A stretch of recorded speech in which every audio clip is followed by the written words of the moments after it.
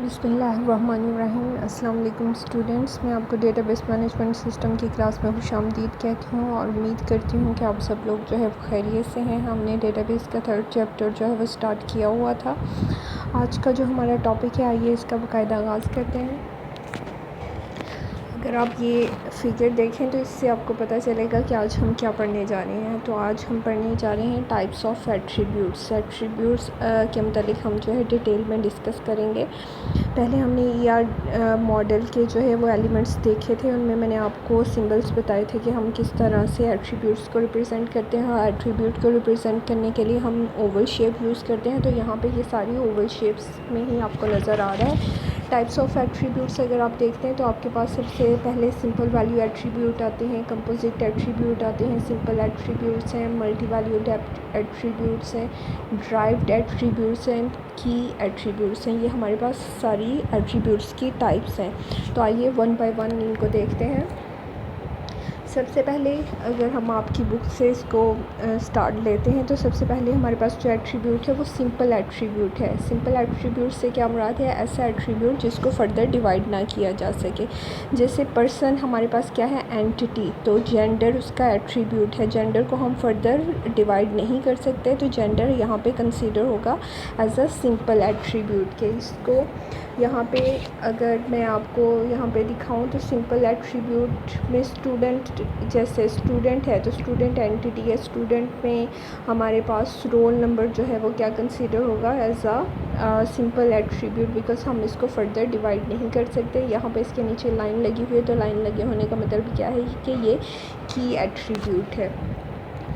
अच्छा, तो बुक में जो आपकी एग्जांपल दी हुई है जैसे जेंडर, तो जेंडर क्या है? हमारे पास सिंपल एट्रीब्यूट है। इसी तरह से डेट ऑफ बर्थ जो है उसकी, वो भी हमारे पास सिंपल एट्रीब्यूट में कंसीडर होगी। नेक्स्ट हमारे पास कंपोजिट एट्रीब्यूट है।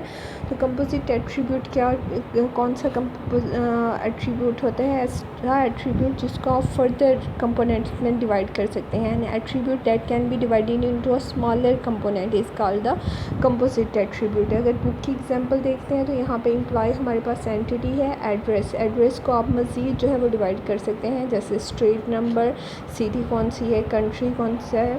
तो ये इसमें हम एड्रेस को 3 पार्ट्स में मज़ीद डिवाइड कर सकते हैं। तो एड्रेस हमारा एट्रीब्यूट कौन सा होगा? कंपोजिट एट्रीब्यूट होगा।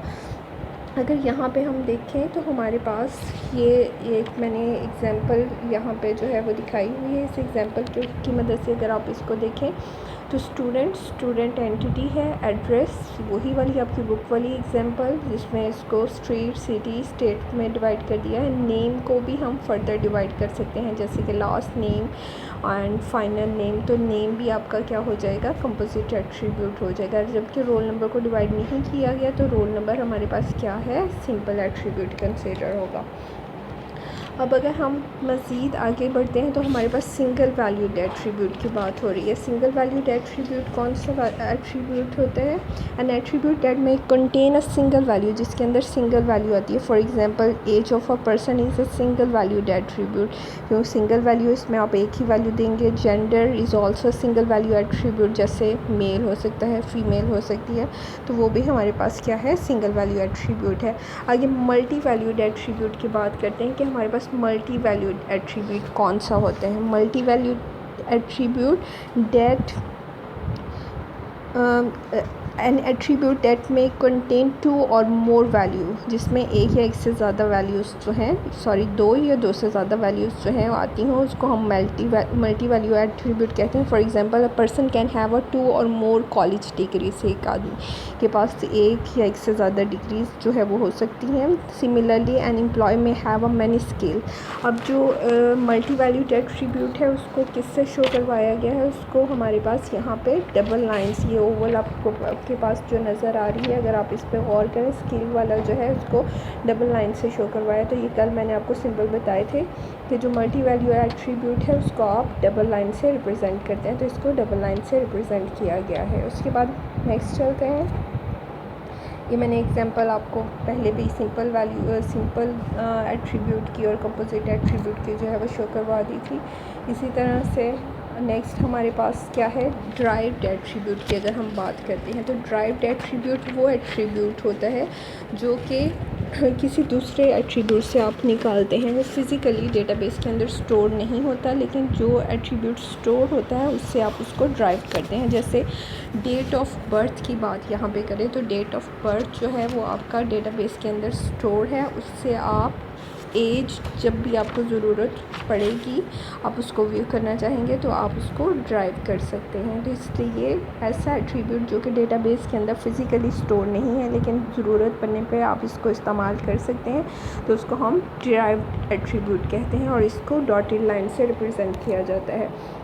यहाँ पर आपकी बुक के अंदर भी इसकी एग्जांपल जो है वो दी हुई है, यही वाली एग्जांपल दी हुई है और इसकी मदद से शो करवाया। उससे पहले हमारे पास स्टोर्ड एट्रीब्यूट है, an attribute that is store in a database, जो कि डेटाबेस के अंदर स्टोर होगा। जैसे कि डेट ऑफ बर्थ है वो डेटाबेस के अंदर स्टोर है, नेम है वो डेटाबेस के अंदर स्टोर है, तो वो हमारे पास क्या कंसिडर होंगे, स्टोर्ड एट्रीब्यूट। ये मैंने आपको ड्राइव्ड एट्रीब्यूट का पहले ही बता दिया। उसके बाद हमारे पास आता है आइडेंटिफायर। आइडेंटिफायर की बात करने से पहले ज़रा अगर आप इस पे गौर करेंगे, एम्प्लॉय के साथ एम्प्लॉय आईडी वाला जो एट्रीब्यूट है इसके नीचे एक लाइन लगी हुई है, ये इसको दूसरे एट्रीब्यूट से अलग करती है। इसका क्या मतलब है? इसका मतलब ये है कि ये हमारे पास एज आ आइडेंटिफायर यूज़ हो रहा है, यानी इसकी मदद से हम रिकॉर्ड्स को फच कर सकते हैं, रिकॉर्ड्स को एक्सेस कर सकते हैं। ये रिकॉर्ड को आइडेंटिफाई करने के लिए यूज़ होता है। एम्प्लॉय आईडी, जैसे आईडी सब एम्प्लॉय का यूनिक होगा, तो जो आइडेंटिफाइड एट्रीब्यूट होता है वो हमारे पास यूनिक होता है, जो यूनिकली आइडेंटिफाई करता है तमाम रिकॉर्ड्स को, रोज़ को टेबल के अंदर। तो आइए इसकी मज़ीद हम डेफिनेशन आपकी बुक की मदद से देख लेते हैं। Identifier is attribute that identifies an entity instance among other instance in a entity class. For example, there may be a many instances of a student entity class. Student class के हो सकते हैं काफ़ी इंस्टेंसेस हों, जाहिर सी बात है student है तो हो सकता है 100 स्टूडेंट्स का डेटा सेव हो, but each student is identified by his roll number. लेकिन हर स्टूडेंट को उसके रोल नंबर से हम आइडेंटिफाई कर सकते हैं, रजिस्ट्रेशन नंबर से भी कर सकते हैं। Similarly an employee in an employee entity class is identified by his employee ID। हम उसको इसकी employee ID से identify करेंगे। These attributes are known as identifier। उनको identified कहा जाता है। और जब आप ERD डायग्राम बनाते हैं तो उसमें उस attribute के नीचे आप लाइन लगा देते हैं जो इंडिकेट करता है कि ये हमारे पास कौन सा एट्रीब्यूट है, आइडेंटिफायर है। N identifier can be unique और नॉन यूनिक। कहते हैं कि ये यूनिक भी हो सकता है और नॉन यूनिक भी हो सकता है। इसका क्या मतलब है? यूनिक आइडेंटिफायर में identify only a one entity instance, a non unique identifier में identify a set of instances। For example, employee ID is a unique identifier। Employee की आईडी क्या है? यूनिक आइडेंटिफायर है। It identifies a single employee, तो वो single employee को identify करेगा। But department, अगर हम डिपार्टमेंट की बात करते हैं तो वो हमारे पास नॉन यूनिक आइडेंटिफायर है। It identifier all employ who works in a particular department. वो तमाम एम्प्लॉय की बात करेगा जो कि किसी ख़ास डिपार्टमेंट में काम कर रहे हैं। तो इसके बाद अब हम यहाँ पे मज़ीद अगर आगे बढ़ते हैं तो यहाँ पे हमारे पास जो है वो कंपोजिट आइडेंटिफायर, जैसे ऑर्डर आईडी है, ये कंपोजिट आइडेंटिफायर को शो कर रहा है। सिंपल आइडेंटिफायर में स्टूडेंट आईडी है, जो ऑर्डर आईडी को आगे मज़ीद डिवाइड कर सकते हैं ऑर्डर नंबर में और डेट में। इट मीन्स कि आपका जो आइडेंटिफायर है वो कंपोजिट भी हो सकता है, यानी वो और किसी एट्रीब्यूट पे भी डिपेंड कर रहा है, या और एट्रीब्यूट को मिला के भी हम उसको बना सकते हैं। ऑर्डर आईडी में ऑर्डर नंबर और डेट को भी साथ में कंबाइन किया गया है। उसके बाद हमारे पास एंटिटीज़ का आता है कि एंटिटीज़ के दरमियान जो हमने पढ़ा था, वीक एंटिटी, स्ट्रॉन्ग एंटिटी, इनके सिंबल्स पढ़े थे, तो इनको मज़ीद डिटेल में हम देखते हैं कि हमारे पास एंटिटीज़ में वीक एंटिटीज़ कौन सी होती हैं और स्ट्रॉन्ग एंटिटीज़ कौन सी होती हैं।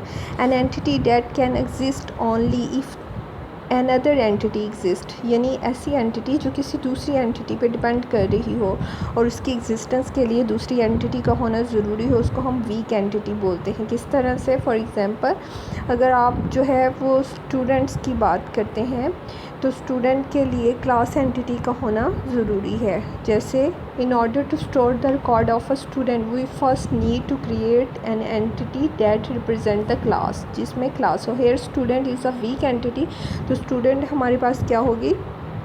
वीक एंटिटी होगी, जबकि क्लास हमारे पास जिस पे वो डिपेंड कर रही है वो हमारे पास उसका ऑनर कहलाएगी। The entity on which a weak entity depend, जिस पर वीक एंटिटी डिपेंड करती है उसको ऑनर या फिर आइडेंटिफाइंग ऑनर भी कहा जाता है। An entity that can exist without depending upon the existence of another entity is known as a strong entity. ऐसी एंटिटी जिसकी एग्जिस्टेंस के लिए किसी दूसरी एंटिटी का होना ज़रूरी नहीं है उसको हम स्ट्रॉन्ग एंटिटी कहते हैं। In previous example, class is a strong entity. A strong entity is also called a parent, owner, or dominant entity. A weak entity is also called a child, dependent, or subordinate entity. अब यहाँ पे हमारे पास एक example दी हुई है strong entity person. इसके अंदर person जो है हमारे पास स्ट्रॉन्ग एंटिटी, ये अगर मैं इसको थोड़ा सा जूम करके आपको दिखाऊं तो पर्सन जो है इसके अंदर स्ट्रॉन्ग एंटिटी है, जबकि चाइल्ड हमारे पास वीक एंटिटी है। और वीक एंटिटी को रिप्रेजेंट करने के लिए हम डबल लाइन लगाएंगे स्केल के गिर्द, और इनका रिलेशन जो है शो करवाने के लिए वो भी डबल लाइन डायमंड से उसको शो करवाया गया है। In above figure child is a weak entity and person is its identifying owner. Person उसका आइडेंटिफाइंग ऑनर है। The relationship of these entities represented by double line diamond, यही मैंने आपको अभी बता दिया। उसके बाद हमारे पास नेक्स्ट है एसोसिएटिव एंटिटीज़। एसोसिएटिव एंटिटीज़ क्या होती हैं? Is a type of entity that associate the instance of one और many entity types with one and another, जो एक दूसरे के साथ एसोसिएशन क्रिएट करते हैं। The attribute of associative represent the relationship between entity instance, entity instance के दरमियान रिलेशनशिप्स को डिस्क्राइब करते हैं। The following figure shows that the scholar gets an award. आगे एक फ़िगर दी गई है, ये देखें, ये फिगर है जिसमें स्कॉलर्स जो है वो गेट करता है क्या? अवार्ड ऑन हिज रिसर्च, अपनी रिसर्च पर। The entity award has a independent meaning to the user, award के अपने मीनिंग है यूज़र के लिए। तो ये हमारे पास एसोसिएटिव एंटिटी में, यानी वो एंटिटी जिसके अपने कोई ख़ास मीनिंग हो, जिसको हम मीनिंगफुली ले सकें। तो स्कॉलर जो है वो अवार्ड गेट करता है रिसर्च के अकॉर्डिंगली। तो इनके दरमियान आगे रिलेशनशिप को जो है वो शो करवाया गया है जिसमें मैनी का रिलेशनशिप है। तो इसको हम जब कार्डिनैलिटी और वगैरह और डिग्री डिस्कस करेंगे तो इसको मज़ीद डिटेल में पढ़ेंगे। इससे रिलेटेड आप लोगों के कोई क्वेश्चंस हैं, कोई क्यूरीज़ हैं, कोई चीज़ नहीं समझ आई तो आप लोग मुझसे पूछ सकते हैं। नेक्स्ट लेक्चर के लिए अल्लाह हाफिज़।